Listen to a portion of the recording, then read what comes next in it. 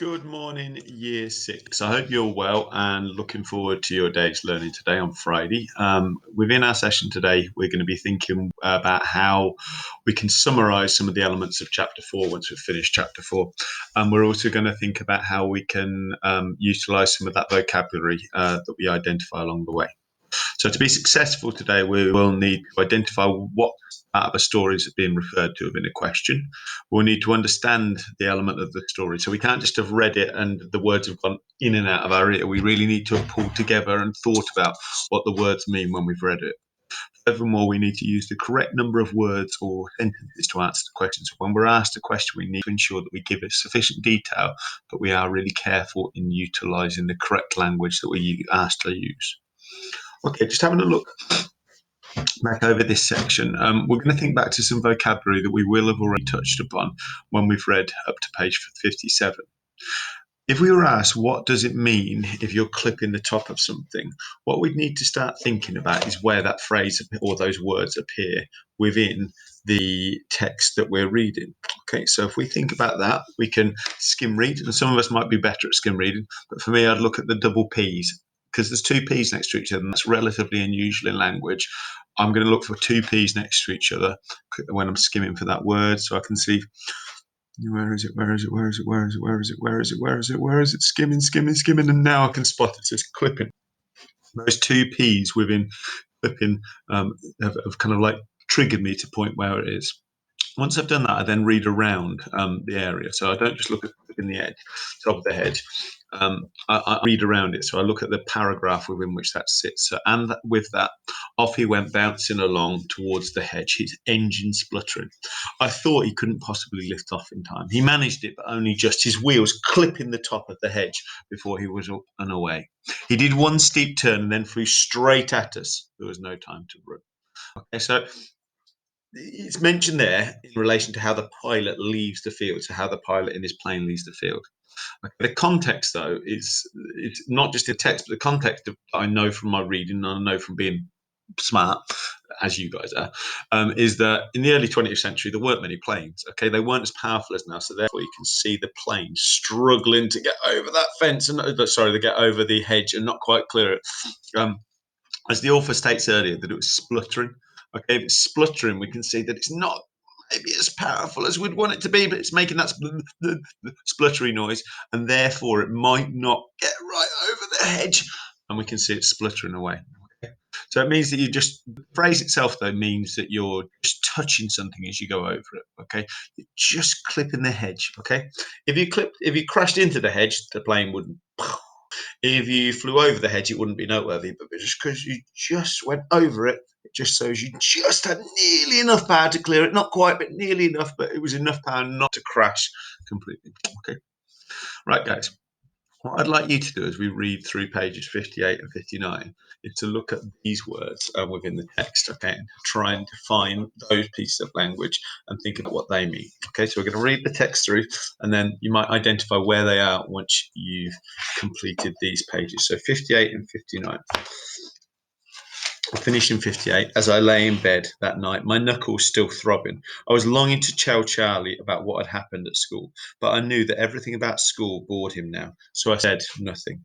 Again, that's that gap that's appearing between Tommy and Charlie, the difference between the two of them about what they care about and about what focuses them on their life. So I said nothing. But the longer I lay there thinking about my knuckles and my humbugs, the more I was bursting to talk to him. I could hear from his breathing that he was still awake.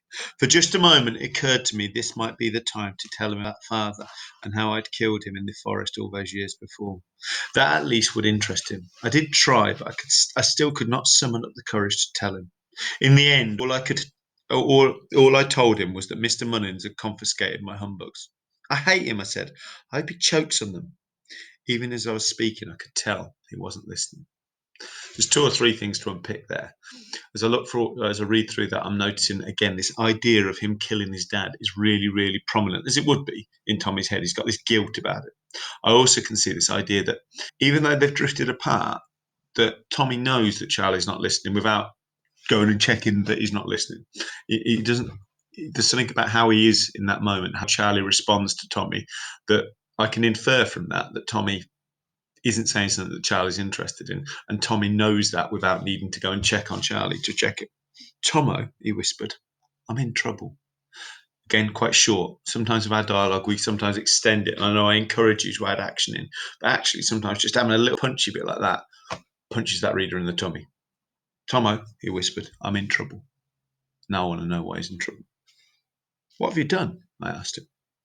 I'm in real trouble, but I had to do it. You remember Bertha, the whitey-looking foxhound up at the big house, the one we liked?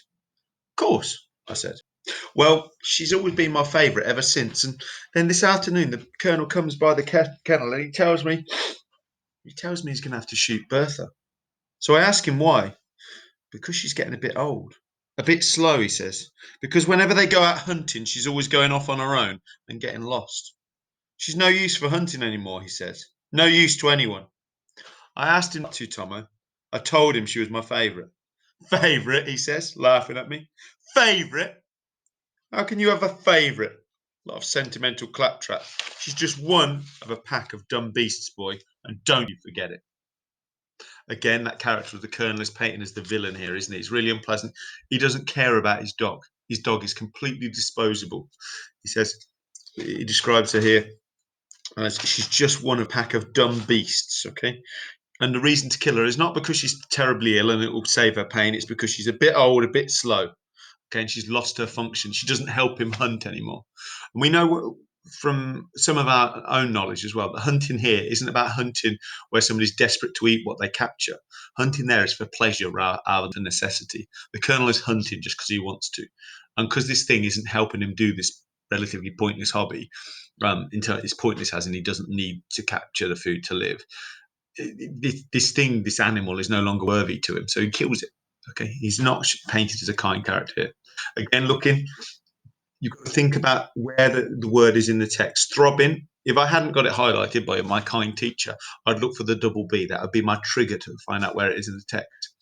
Confiscated. It's a tricky word, and hopefully the context of the word confiscated, that something is being taken away, will hopefully help you understand how you define it. Here again, the section here about the sentimental claptrap, you can't just look at the phrase, you can't just look at the two words, sentimental claptrap. You need to look at the context in which it's held. Who's talking, who's responding to them, and what do they show? Looking then onto page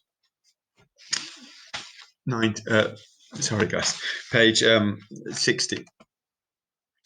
Sorry. Pack of dumb beast boy, and don't you forget it. I begged him, Tomo. I told him he shouldn't do it. That's when he got really angry. He said they're his foxhounds, and he'd shoot them as and when he felt like it. And he didn't want any more lip from me about it. So you know what I did, Tomo? I stole her. I ran off with her after dark, through the trees, so no one would see her. Where is she now? I asked. What have you done with her? Remember the old forester's shack father used up in Forge Cleave Wood? I've put her in there for the night. I gave her some food. Molly pinched some meat for me from the kitchen. She'll be all right up there. No one will hear her, with a bit of luck anyway. But what do you do with her tomorrow? What if the colonel finds out? I don't know, Tomo, Charlie said. I don't know. We hardly slept a wink that night. I lay there listening out for Bertha all the while. When I did drop off, I kept waking up suddenly and thinking I had heard Bertha barking, but always it turned out to be a screeching fox.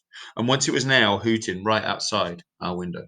And again here, having a look at pinched and having a look at hardly slept a wink and what that phrase means. Within this passage, I found it really interesting that Molly's mentioned again. That here, Charlie's done something that he'll get in trouble for if he's caught doing. He knows he'll get in trouble. That's why he's so worried about it. And to help him, that bond is there, that he talks to Tommy about it, but also that Molly's helping him. She's providing meat to help the animals stay alive. Okay, so there with those vocabulary pieces, if you can answer the questions on that page, and then those language points of throbbing and maybe confiscated or maybe hardly slept a wink or pinched. Could you try and write some sentences, ideally with some of those relative clauses, either at the end of them, which start with who, which, or one of those other relative pronouns, or maybe embedded relative clauses within the middle of the sentence. So maybe you can have a go at using some of those for us, please. Okay, guys, now we're having a look at summarizing. So thinking back to the whole chapter that we've now completed, because we're on to the next chapter on Monday. So looking back to the whole chapter. If I think back to pages 54 and 55, and I'm in the way of it currently, so I'll just move out the way. If we think back to pages 54 and 55, which of these would be the best summary? So what I'm going to do is I'm going to read over that page, those pages, and then we're going to think about what the best summary would be, which is the highest quality summary. All of them have got some aspects that are good. So we'll start with the element that says Munnins. Okay. Sorry, guys. I think I've only put the second part of the screen up there, but you can see the other element of it. I tried all I could to interest them in my life at school. I told them about how we'd all heard about Miss McAllister and Mr. Munnins having a blazing argument before he refused to light the school stove. How she'd called him a wicked, wicked man. She was right too. Mr. Munnins would never light the stove unless the puddles were iced over in the schoolyard, unless our fingers were so cold we couldn't write. He shouted back at her that he would light the stove when he thought fit, and that anyway, suffering was good and part of a child's soul, good for a child's soul. Charlie and Molly made out they were interested, but I could tell they weren't. Then one day, down by the brook, I turned and saw them walking away from me through the water meadows holding hands. We'd all held hands before, often, but then it had been the three of us. I knew at once that this was different. As I watched them, I felt a sudden ache in my heart. I don't think it was anger or jealousy, more a pang of loss, a deep grief. So we've already read that. Just thinking back to those couple of pages now, and sorry, it suddenly come up now. I thought it might. You can see that section. I'm sorry, that's just come up at the end. Now I'd like to show you some attempts at a summary. We've got 4 attempts at a summary here. Mr. Munnins came to Charlie's house. Charlie was interested in Tommy's story from school. Tommy and Charlie began to drift apart as their lives started to start being separate. And then Charlie and Molly went for a walk. So which of these are any good? Which of these are rubbish as summaries? Okay, have a look. Have a think. Pause your video while you ponder that, while you consider that, while you cogitate. Now, 2 of them are rubbish. 2 of them are just not true. So the 2 that are not true, Mr. Munnins didn't come to Charlie's house. That's not true. On page 55, Mr. Munnins is mentioned, but he didn't come there. Charlie wasn't interested in the story from school. That's part of the point of the disconnect that started to emerge between Charlie and Tommy. Now, one of these then had slightly tricky elements to it, where Charlie and Molly went for a walk. There is a truth to that. That's accurate, but it's very, very well, it's a small detail of the whole 2 pages. That's a detail of it, but basically it's part of the process of Charlie moving apart from Tommy because Charlie's now spending more time with Molly and spending more time at work. The key bit that's here is the idea that Tommy and Charlie are starting to drift apart. That's the key area.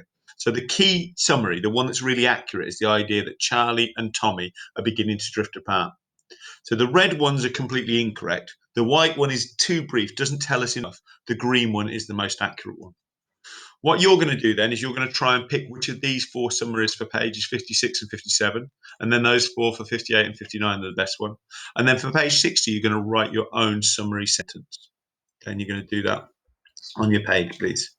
Okay, looking forward to seeing those. Thank you for your engagement with our private peaceful sessions today. We'll start chapter 5 on Monday. See you soon, guys.